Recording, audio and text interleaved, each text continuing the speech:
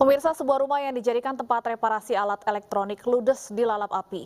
Sementara seorang warga yang berusaha memadamkan api terluka akibat terkena pecahan kaca.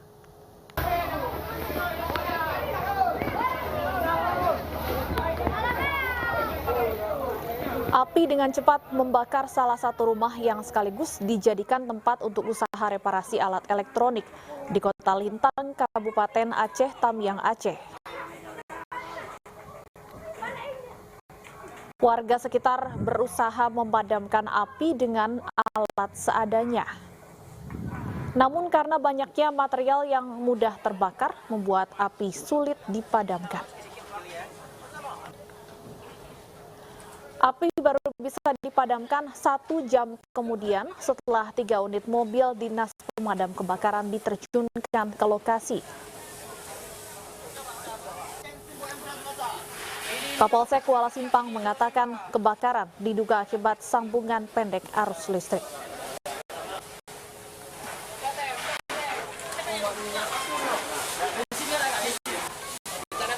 Sementara itu, salah seorang warga yang ikut membantu memadamkan api terluka akibat terkena pecahan kaca di bagian telapak kaki sebelah kiri. Akibat luka yang cukup parah, korban pun langsung dibawa ke puskesmas terdekat guna mendapatkan pengobatan. Jam 15 biasanya ada terjadi kebakaran. Jadi saya langsung menghubungi tim damkar kebakaran langsung kemari. Kita melakukan pemadaman dibantu dengan warga setempat. Jadi insya Allah, alhamdulillah.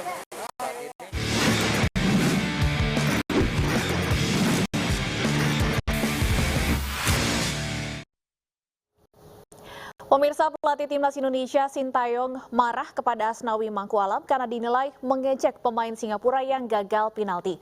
Bahkan Coach STY mengancam mencoret Asnawi.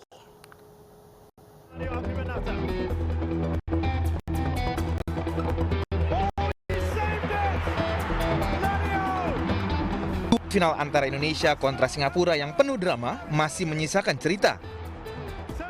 Wakil Kapten Timnas, Asnawi Mangkualam, tertangkap kamera berbicara dengan Faris Ramli sesaat pemain Singapura itu gagal mengeksekusi penalti. Bahkan momen Asnawi yang mengucapkan terima kasih kepada Faris Ramli menjadi viral di media sosial dan banyak dijadikan meme oleh netizen.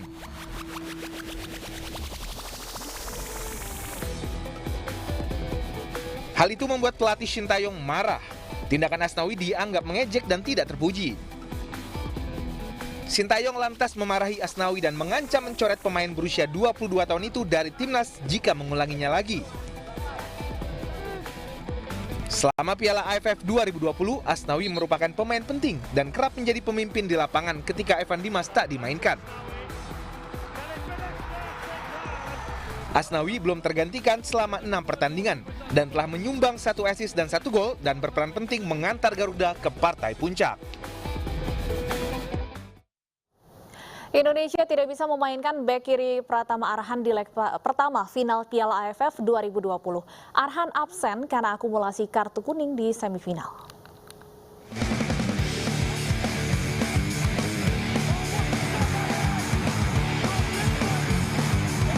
Timnas Indonesia dipastikan tidak dapat memainkan bek kiri Pratama Arhan pada leg pertama final Piala AFF 2020 melawan Thailand. Pemain berusia 20 tahun mendapat akumulasi kartu kuning sehingga tidak bisa memperkuat Garuda saat melawan tim Gajah Perang.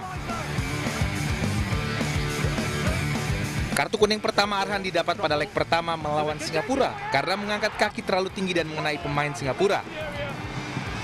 Sedangkan kartu kuning kedua didapat pada leg kedua ketika Arhan melanggar Syawal Anwar sehingga berbuah penalti untuk Singapura. Sebelumnya kartu kuning Arhan di leg kedua tidak terdaftar di data pertandingan. Namun belakangan AFF mengoreksi data tersebut.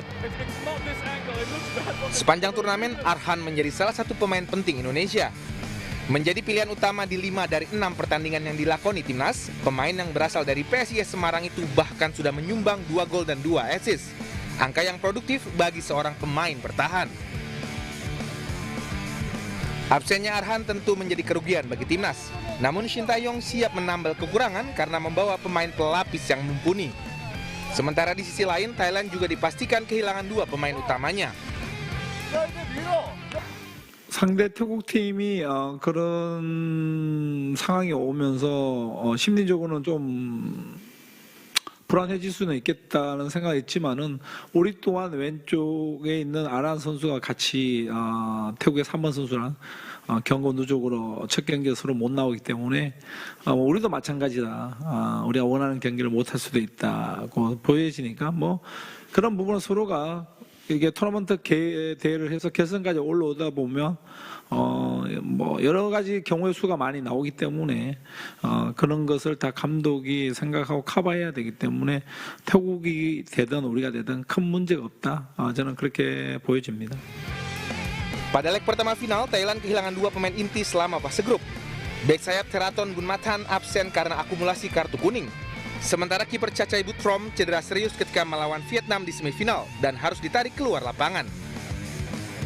Pertandingan Indonesia kontra Thailand akan berlangsung dalam 2 leg. Laga pertama digelar Rabu malam dan yang kedua pada Sabtu malam di Stadion Nasional Singapura. Bagaimana peluang Indonesia di final Piala AFF? Sudah bergabung bersama kami mantan pemain timnas Gendut Doni. Selamat sore Mas Gendut. Selamat sore Mas Gendut. Halo. Baik Mas Gendut, sebelum membahas mengenai peluang timnas Indonesia di babak final besok, saya ingin tanyakan dulu tanggapan Anda terkait Asnawi Mangku Alam yang ditegur secara keras oleh Coach STY karena mengejek pemain Singapura. Kalau dari pengalaman Anda, seperti apa sih bentuk kedisiplinan pelatih? Apakah memang apa yang dilakukan Asnawi ini wajar mendapat teguran keras bahkan hingga diancam akan dicoret dari timnas?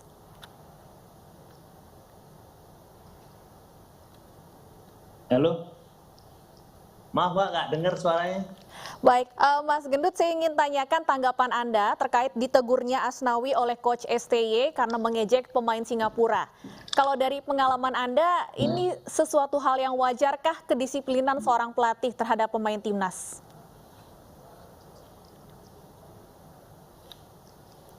Mas Gendut, bisa dengar suara saya? Halo. Baik, Mas Gendut, apakah bisa mendengar suara saya di studio? Baik, pemirsa, kami masih mencoba untuk memperbaiki jaringan komunikasi kami dengan Mas Gendut Doni Kristiawan, mantan pemain timnas Indonesia. Selamat sore, Mas Gendut. Selamat sore, Mbak. Ya, sudah bisa mendengar suara saya dengan jelas ya, Mas ya? Sudah. Baik, Sudah. ya Mas Gendut, sebelum membahas mengenai peluang Indonesia di babak final besok, saya ingin minta tanggapan Anda terkait Asnawi yang ditegur Coach STY karena mengejek pemain Singapura. Dari pengalaman Anda, seperti apa bentuk kedisiplinan pelatih kepada pemain? Apakah ini memang hal yang wajar, perbuatan yang dilakukan Asnawi mendapat teguran keras dari pelatih? Tentunya ini satu pembelajaran yang bagus untuk Asnawi sendiri dengan dapat teguran dari Coach Shin Tae-yong. Boleh dibilang itu sebenarnya spontanitas Asnawi, cuman tentunya ini akan berpengaruh dengan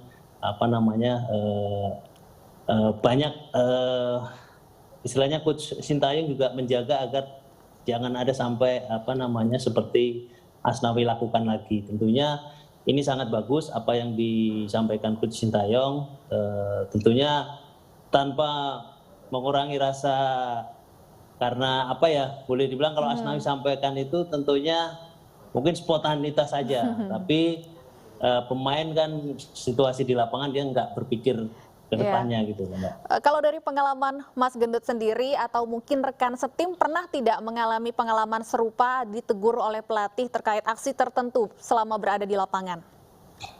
Oh, pernah Mbak, sering terjadi juga. Kita kan kadang saat di lapangan tuh kita karena saking mungkin fokus di pertandingan itu apapun yang terjadi kan kita boleh dibilang mencurahkan semua fokus pikiran tenaga kita di lapangan. Begitu ada kejadian tertentu mungkin kan refleks Mbak ya. Tapi saya rasa itu juga hal yang wajar, tentunya nggak terlalu istilah yang ekstrim aja sih Mbak gitu. Baik. Nah, Mas Gendut, kalau membahas mengenai babak final, leg pertama akan dimulai besok. 3 kali kita berhadapan dengan Thailand di final AFF, termasuk tahun 2000 pada saat Mas Gendut juga masih merumput. Bagaimana kemudian melihat peluang Indonesia menghadapi Thailand pada leg pertama babak final besok?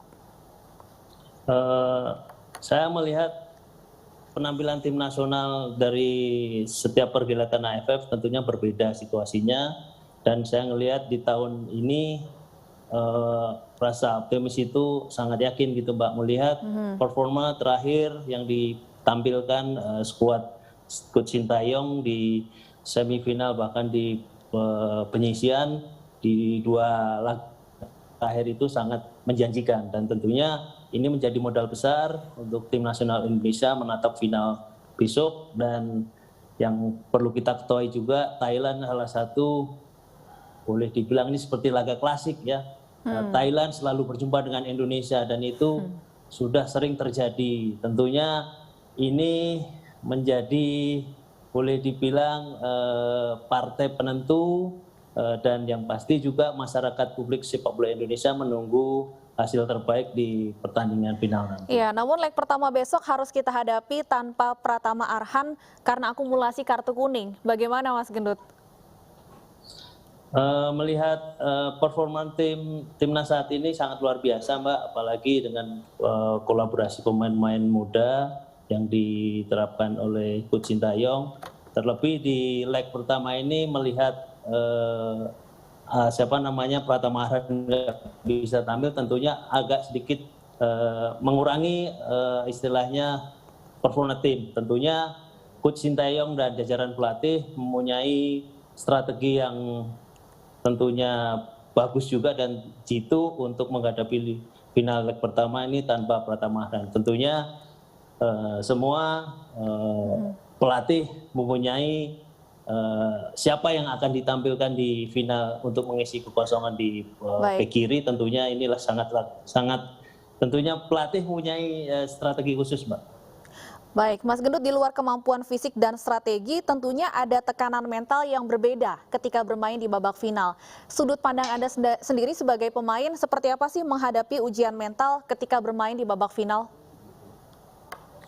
Yang pasti ini akan dirasakan seluruh pemain yang berada di skuad tim nasional menghadapi partai final ini. Tentunya ini menjadi beban psikologis yang sangat besar karena banyak publik, banyak semua kalangan menunggu hasil terbaik untuk ini. Tentunya ini jangan dijadikan beban menurut saya, karena kita bermain lepas, kita bermain sesuai strategi yang diberikan pelatih, dan insya Allah hasil akan mengikuti itu gitu Mbak. Baik, tentunya kita berharap yang terbaik untuk Timnas Indonesia dalam leg pertama besok. Terima kasih Mas Gendut Doni, mantan pemain Timnas, sudah berdiskusi bersama kami di ini sore.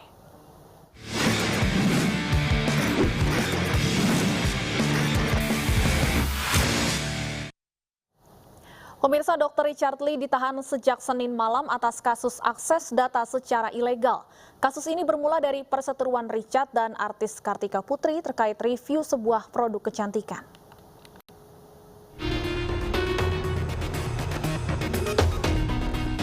Kasus akses data ilegal yang menjerat dokter dan juga aktivis medsos Richard Lee masih berlanjut. Polisi telah menahan Richard Lee sejak Senin malam usai ditetapkan sebagai tersangka pada Agustus lalu. Sebelum ditangkap dan ditahan, Richard Lee menyiapkan 2 video dan kemudian diunggah oleh adminnya. Kalau video ini tayang, artinya saya sudah ditahan. Saya nggak tahu, mungkin dari pihak kejaksaan atau dari pihak kepolisian. Dan video ini saya buat jauh dari sebelum tanggal itu, jadi ini tanggal 19 Desember.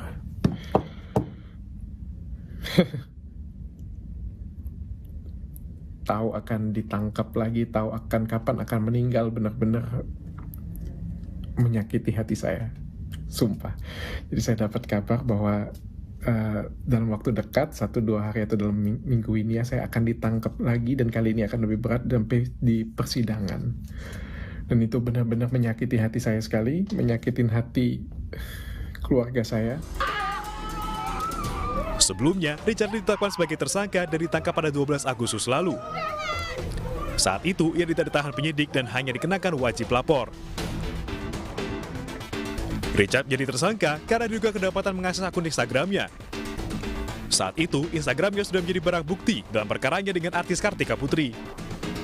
Dari hasil penyelidikan, diduga Richard juga turut menghapus beberapa barang bukti. Perseteruan Richard dan Kartika bermula saat Richard mereview sebuah produk kecantikan. Richard menyebut produk mengandung merkuri dan hidrokinon. Kartika yang tak terima kemudian memprotes video review Richard terhadap produknya dan melaporkannya ke pihak berwajib. Tim iNews melaporkan.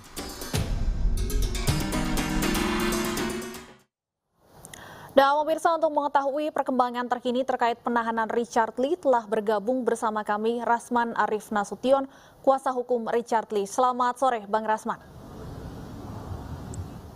Selamat sore, Assalamualaikum warahmatullahi wabarakatuh. Waalaikumsalam. Bang Rasman, kami mendapat informasi saat ini tim kuasa hukum sudah berada di Polda Metro Jaya. Sebelumnya saya ingin mengkonfirmasi, apa alasan penahanan Richard Lee?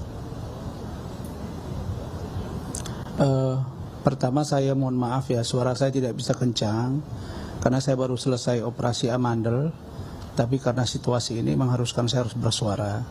Salam saya untuk keluarga Dr. Richard Lee dan keluarga saya yang ada dari KUD Srium Sejahtera di Sengkuang, Muara Batanggaris, Mending Natal, Sumatera Utara. Begini, bahwa kemarin siang saya mendampingi Dr. Richard Lee dan Hans Pranata, kedua-duanya itu tersangka untuk dugaan kasus illegal access di Unit 4 Cybercrime Polda Metro Jaya, Jakarta. Dan itu saya jelaskan, ada banyak berita di luaran yang menggambarkan bahwa seolah-olah Dr. Richard ini ditangkap, diamankan. Itu tidak benar. Dr. Richard itu datang memenuhi panggilan untuk BAP tambahan dalam rangka kelengkapan dokumen atau P21 tahap 2 yang akan diserahkan ke Kejaksaan Tinggi dalam beberapa hari ke depan. Itu saja. Baik, jadi tidak ada penangkapan Dr. Richard Lee. Penangkapan itu kan berbeda ya. Dulu Agustus 2021, sekitar 14 Agustus, itu ada penangkapan, kemudian dibawa, itu yang saya marah besar karena ada proses yang tidak benar. Tapi untuk yang kemarin, saya memaklumi posisi penyidik karena mereka pertama, logika hukum yang dibangun itu satu, Dr. Richard Lee domisilinya ada di Palembang. Yang kedua, ini kasus harus segera dilimpahkan ke pengadilan, maka harus runutan berikutnya adalah diserahkan kepada kejaksaan. Dan ini adalah Kejaksaan Tinggi DKI yang nanti akan mendelegasikan kepada Kejaksaan Negeri di Jakarta, nanti apakah Jakarta Selatan dan atau tempat lain untuk dilakukan proses persidangan. Jadi ini hanya dalam rangka kelengkapan berkas. Justru yang saya harapkan adalah agar Kejaksaan DKI untuk tidak melakukan proses penahanan terhadap klien saya Dr. Richard Lee, karena saudara Dr. Richard Lee ini sama sekali tidak melakukan apa yang disangkakan, dan untuk buktinya nanti kita bisa tes di pengadilan. Saya kira begitu, apalagi kasus ini masih kasus baru, dan tadi juga baru masuk WA lagi ke saya dari seseorang pakar IT yang mengatakan bersedia nanti akan menjadi ahli. Jadi saya yakin meskipun hukumannya 8 sampai 10 tahun karena perbuatan melakukan hoax atau mungkin aplikasi atau duplikasi atau mungkin membobol akun yang sudah disita, tapi saya yakin Dr. Richard Lee dan Hans Pranata itu akan dibebaskan di pengadilan, dan itu tugas saya dan saya optimis untuk itu. Baik, penahanan dilakukan sebagai prosedur menunggu kelengkapan berkas ke kejaksaan. Lalu apakah setelah ini akan mengajukan permohonan penangguhan penahanan, Bang Rasman? Iya, tadi malam saya sudah mengajukan surat penangguhan dan itu sudah ditandatangani oleh istrinya Dr. Richard, yaitu Dr. Henning. Adapun saudara Hans Pranata itu juga sudah ditangguhkan, diajukan penangguhan.